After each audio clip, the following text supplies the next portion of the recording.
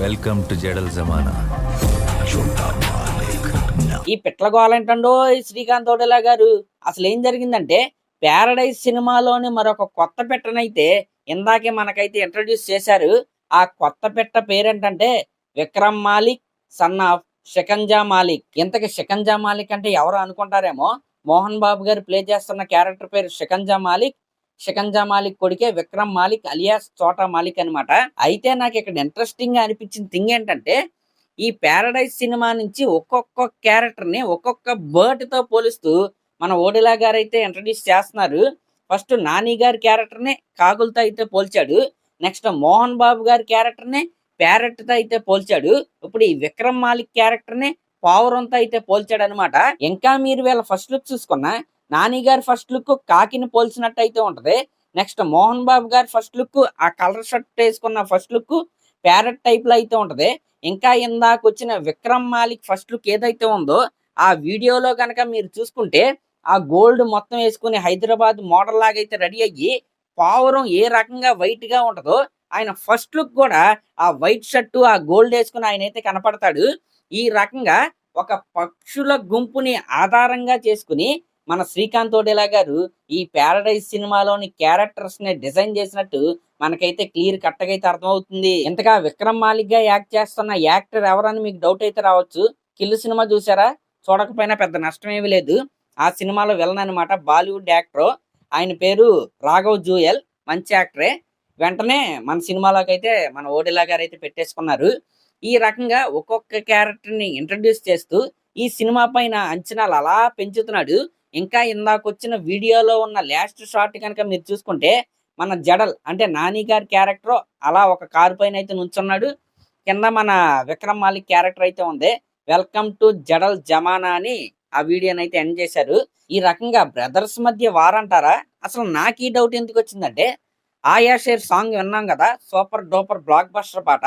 ఆ పాటలో ఒక లైన్ ఉంటది. అదేంటంటే బొంద బెడతా మాలిక్ నైనా కూడా. ఇక్కడ మాలిక్ అంటే ఎవరో మోహన్ బాబు గారు ఆయన కొడుకు. అసలు ఈ సినిమా స్టోరీ నా ప్రకారం ఎలా ఉండబోతుందంటే, ఇది ఓన్లీ నా ఊహ మాత్రమే. ఇదే సినిమా స్టోరీ అని నేనైతే చెప్పట్లేదు. నాకు అనిపించింది నేనైతే చెప్తున్నా. మీకు అనిపించింది కింద కామెంట్ అయితే చేయండి.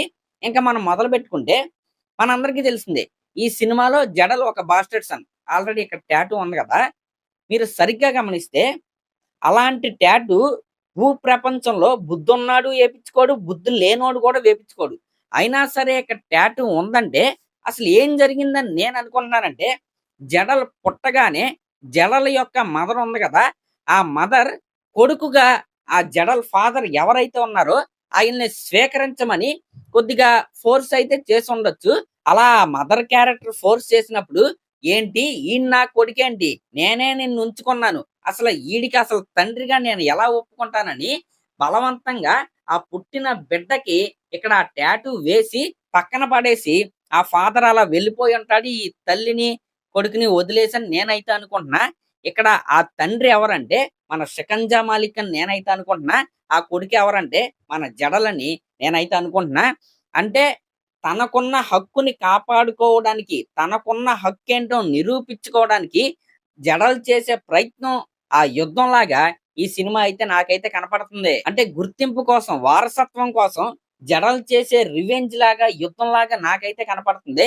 అంటే ఇప్పటి వరకు వచ్చిన కంటెంట్ చూసిన తర్వాత నాకు అనిపించింది అయితే ఇదే. ఎందుకంటే ఆయా షేర్ పాటలో ఆ లిరిక్ ఏదైతే ఉందో నా అనుమానాన్ని పెద్ద చేసింది. ఎందుకంటే బొంద పెడతా మాలిక్ నైనా కూడా ఆడి సావు రాసుకొచ్చా దేవుడి కాడ, ఈ రకంగా ఒక లిరిక్ అయితే ఉంటది. కాబట్టి మాలిక్ పైన అంత గ్రడ్జ్ పెంచుకున్నాడంటే ఇలాంటి ఫ్లాష్ బ్యాక్ ఏదో ఉండే ఉంటది. ఈ రకంగా ఒక మాస్ రివెంజ్ స్టోరీ లాగా ఉంటదని నేనైతే అనుకుంటున్నా. మరి శ్రీకాంత్ ఓడేలా గారు ఏం రాశారో తెలియాలంటే డిసెంబర్ వరకు అయితే మనం అయితే వెయిట్ చేయాల్సిందే. ఎందుకంటే ఆగస్ట్ నుంచి ఈ సినిమా ఎలాగో పోస్ట్ పోన్ అయిపోద్ది కాబట్టి డిసెంబర్ లోనే రిలీజ్ చేసే ప్లానింగ్ అయితే జరుగుతుంది. ఇంకొక పాసిబిలిటీ కూడా ఉంది. అన్ని అనుకున్న విధంగా జరిగితే సెప్టెంబర్ లో కూడా సినిమా రిలీజ్ అయ్యే అవకాశాలు అయితే ఉన్నాయి. మాక్సిమం డిసెంబర్ కే వీలైతే వస్తారు. ఇంకా ఇందాక వచ్చిన విక్రమ్ మాలిక్ వీడియోలో వెనకాల ఒక మనిషి డైలాగ్స్ చెప్తున్నాడు అనమాట.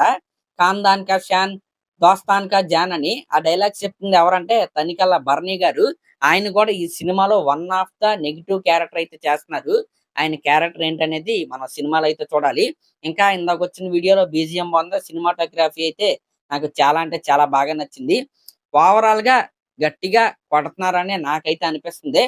ఇందాక మనం మాట్లాడుకున్న విధంగా అంత సింపుల్‌గా స్టోరీ లైన్ ఉంటదా? లేకపోతే వేరే స్టోరీ లైన్ ఉంటదా? అనేది మనం సినిమా వచ్చేంత వరకు అయితే వెయిట్ చేసి అయితే చూడాలి. మరి అదన్నమాట మ్యాటరు. మరి ఈ సినిమా స్టోరీ ఎలా ఉంటదని మీరనుకుంటున్నారో కింద కామెంట్ చేయండి. అలాగే ఇలాంటి లేటెస్ట్ సినిమా అప్డేట్స్ కోసం మన ఛానెల్‌ని అయితే సబ్స్క్రైబ్ చేసుకోండి. Thank you.